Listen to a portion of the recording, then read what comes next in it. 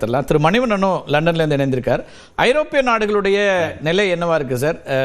Fuel price வந்து அங்கேயும் ரொம்ப கூடுதலாக இருக்குது அல்லது டிமாண்ட் கூடியிருக்குன்றாங்க. அது முதல் கேள்வி, நேரடியான அனுபவமாக என்ன இருக்குன்னு பார்க்குறது. ரெண்டாவது, இப்போ வெனிசுலா மாதிரி ஒரு 10 நாடுகளில் டொனால்ட் ட்ரம்ப் வந்து ஆட்சி மாற்றத்தை கொண்டு வருவதற்கான அட்டம்ஸ் எடுத்திருக்கிறாரு. அதெல்லாம் சாத்தியப்படும். ஆனால் ஈரானில் அப்படி சாத்தியப்படுமா? அதுதான் அங்கே இருக்கிற சிக்கலாக இருக்கா? ஈரானுடைய புவியியல் அமைப்பில் தொடங்கி அங்கே இருக்கக்கூடிய கட்டமைப்பு, அந்த ஸ்ட்ரக்சர், இது வரைக்கும் ஒரு தலைவரை அசாசினேட் பண்ணுறதுனாலேயே ஆட்சி மாற்றத்தை கொண்டு வந்துட முடியாதுங்கிற ஒரு நிலை இருக்கிறதா? இதை எப்படி புரிஞ்சுக்கலாம்? 2 கேள்வி கேட்டுறீங்க. ஒன்று, யூரோப்பில் ப்ரைஸஸ், யூரோப்போட ஸ்டாண்ட் என்ன, யூரோப்பில் ஆயில் ப்ரைஸஸ், பிறகு இந்த ஆட்சி மாற்றம் பற்றி. யூரோப்போட ஸ்டாண்ட் வந்து ஏறக்குறைய எக்ஸப்ட் ஸ்பெயின், மீது எல்லாரும் இதை வந்து மைல்டாக ஆதரிக்கிறாங்க. ஜெர்மன் சான்சலர் அன்னைக்கு தெரிவித்த கருத்துக்கள் கொஞ்சம் சர்ச்சைக்கிடமாக இருந்தது. நேற்று வரைக்கும் ஃப்ரான்ஸ் கொஞ்சம் மைல்டாக அதை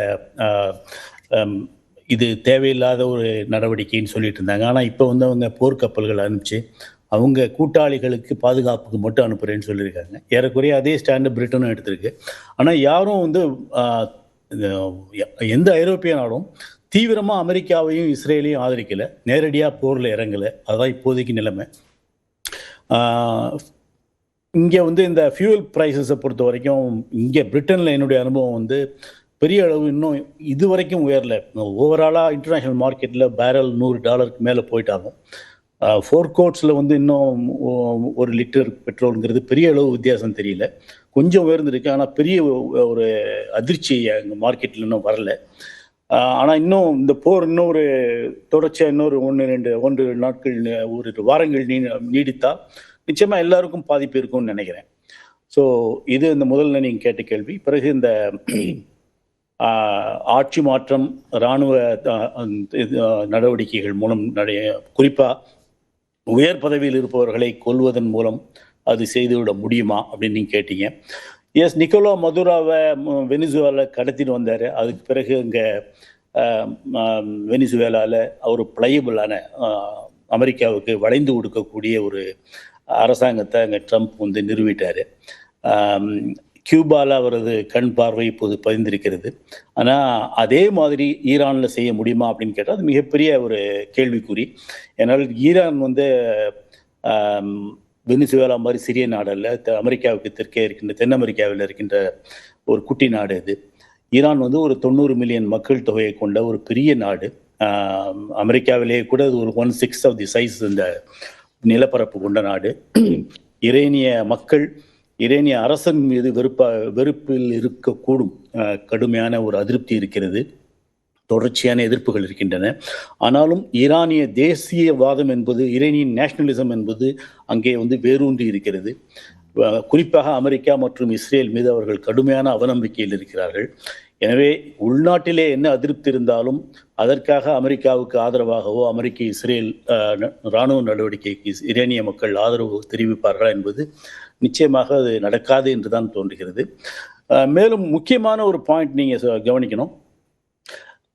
அரசியல் இராணுவ வானிலிருந்து குண்டுகள் போட்டு ஏவுகணைகள் மூலம் தாக்கி மட்டும் ஒரு நாட்டிலே ஒரு அரசியல் மாற்றத்தை ஏற்படுத்தி விட முடியுமா என்பதற்கு முன்னுதாரணங்கள் ஏதும் இல்லை. ஈராக்கிலே நடந்தது. அங்கே வந்து கிரவுண்ட் ஃபோர்ஸஸ் உள்ளே நுழைந்தன. அமெரிக்காவும் மற்ற நாடுகளும், கூட்டணி நாடுகளும் உள்ளே போய் அடித்தார்கள். அங்கே ஆட்சி மாற்றம் நடந்தது. லிபியாவிலே கடாஃபி விழுந்த போது கூட அவர் வெறும் வான் தாக்குதலில் மட்டும் அதை சாதித்து விடவில்லை. லிபியாவில் இருக்கின்ற உள்ளூர் எதிர்கட்சி, இந்த டிசிடென்ட் ஃபோர்ஸஸ், ரிபல் ஃபோர்ஸஸ் எல்லாவற்றையும் வைத்துத்தான் கடாஃபியை அங்கே வீழ்த்த முடிந்தது. எனவே இந்த ஈரானில் இஸ்ரேலும் சரி அமெரிக்காவும் சரி உள்ளே கிரவுண்ட் ஃபோர்ஸஸை ஒரு கிரவுண்ட் இன்வேஷன் மூலமாக செய்ய தயாராக இல்லாத வரை அங்கே ஆட்சி மாற்றம் ஏற்படுவது என்பது மிகவும் சந்தேகத்துக்குரிய விஷயம், கேள்விக்குரிய விஷயம். ஈரானுடைய நிலப்பரப்பே அதுக்கு ஒரு சவாலாக தானே இருக்கு. கிட்டத்தட்ட மலைகள், பெரிய இடமுமாக இருக்கக்கூடிய ஒரு இடம் அது. ஆனா கார்த்திகை செல்வன், அது வந்து நிலப்பரப்பு என்பது ஈராக்கிலும் ஏறக்குறைய அதே போலத்தான் இருந்தது. ஆனால் கிரவுண்ட் ஃபோர்ஸஸை உள்ளே அனுப்பும் பொழுது ஆட்சி மாற்றத்தை ஏற்படுத்த முடியும். ஆப்கானிஸ்தானிலே செய்தார்கள் கிரவுண்ட் ஃபோர்ஸை அனுப்பி. ஆனால் இங்கே அவர்கள் அதை செய்ய தயாராக இருக்கிறார்களா என்பது இதுவரை தெளிவாகவில்லை. எனவே அந்த முடிவை ட்ரம்ப் எடுக்கும் வரை ஈரானில் ஆட்சி மாற்றம் வெறும் ஏவுகணை தாக்குதல்களின் மூலம் மட்டும் வந்துவிடும் என்று சொல்ல முடியாது. ஈரானுக்கும் அந்த ஒரு என்டியூரன்ஸ் பவர் இருப்பது போல தெரிகிறது, தாக்குப்பிடிக்கும் சக்தி. இழுத்து பிடித்து இன்னொரு 2-3 வாரங்கள் அது ஈரான் இழுத்து பிடித்து விட்டால் இந்த போரினால் ஏற்படுகின்ற பொருளாதார தாக்கத்தை மேலை நாடுகளும் சரி, ஐரோப்பா போன்ற மேலை நாடுகளும் சரி, மற்ற நாடுகளும் உலக நாடுகளும் அந்த அதிர்வலைகள் எல்லா இடத்திலும் பரவும்.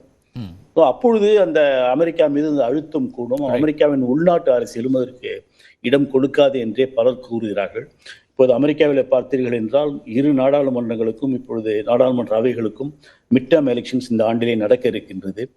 அப்பொழுது இந்த நிலைமை, இந்த போரினால் ஏற்படுகின்ற பொருளாதார பிரச்சனைகள் அங்கே எதிரொலிக்கும். அது குடியரசுக் கட்சிக்கு, ட்ரம்பின் குடியரசுக் கட்சிக்கு ஒரு பின்னடைவாக கூடும் என்றெல்லாம் அரசியல் ரீதியாக கணிக்கப்படுகிறது. எனவே போரை விரைவில் முடிக்க வேண்டும் என்றுதான் ட்ரம்ப் விரும்புவார். ஆனால் ஈரானோ போரை விரைவில் முடிக்க விரும்பாது. இழுத்தடித்து அதை அமெரிக்காவை ஒரு வியட்நாம் போன்ற ஒரு சகதியில் மாட்ட ஈரான் முயற்சி செய்யும். இது எப்படி முடிகிறது என்பதை நாம் பொறுத்திருந்து வரலாற்றில் அமெரிக்கா செய்த பிழையா இன்னைக்கு வரைக்கும் பார்க்கப்படுறது வியட்நாம் மீது அவங்க நடத்திய தாக்குதல் பெரிய இழப்புகளை அமெரிக்கா சந்திச்சது. பேசலாம். முதல் கட்ட கருத்தை எடுத்துக்கிறேன் சார். திரு கண்ணன் ஒரு புள்ளி தொட்டார். அதுலேருந்தே கூட நான் அந்த ஈரான் அரசியலையும் கொஞ்சம் புரிஞ்சுக்க விரும்புகிறேன். உள்ளூரில் எதிர்ப்பு இருக்குது, கிளர்ச்சியாளர்கள் இருக்காங்க, அரசாங்கத்துக்கு எதிரான புரட்சி அல்லது எதிர்ப்பு புரட்சியாக அது மாறல.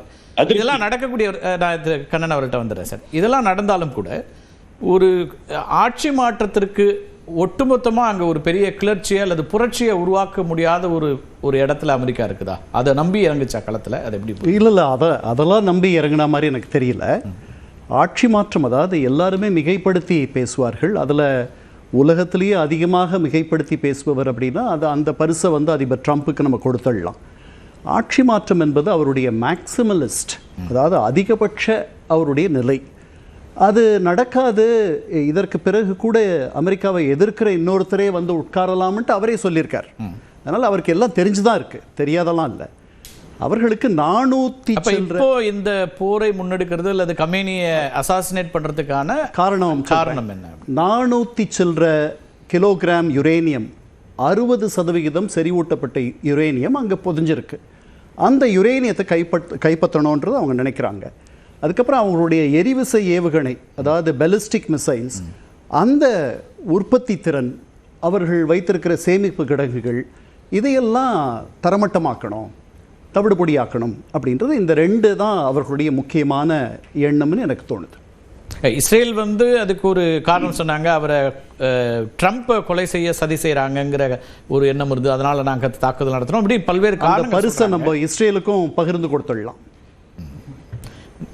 நெத்தன்யாகுவையும் ட்ரம்ப்பையும் பிரித்து பார்க்க முடியுமான்னு தெரியாத இடம் தான் இருக்கு.